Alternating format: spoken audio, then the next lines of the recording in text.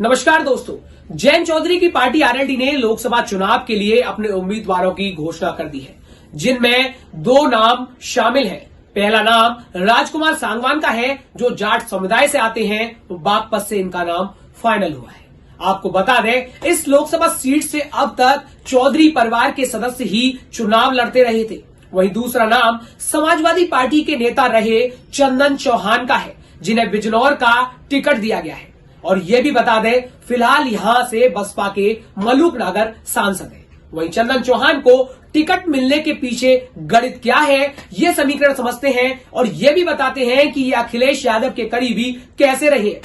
दरअसल आरएलडी के बीजेपी के साथ शामिल होने के बाद जयंत चौधरी के हिस्से में बीजेपी ने 2 सीटें दी हैं, जिनमें से एक बिजनौर से उम्मीदवार चंदन चौहान है। ये अखिलेश यादव के भी विश्वास पात्र रहे हैं। अब आपको वो भी बताते हैं कि कैसे।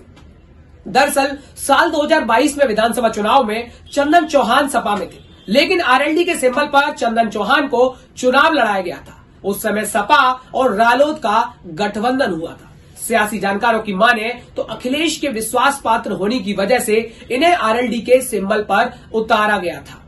वहीं लेकिन बाद में जब सपा रालोद गठबंधन टूटा तो चंदन चौहान रालोद में ही रही। वहीं चंदन चौहान अखिलेश के करीबी कैसे बने थे, उसके पीछे वजह बताई जाती है कि अक्टूबर 2014 में चंदन के पिता संजय की हार्ट अटैक से मौत हो गई।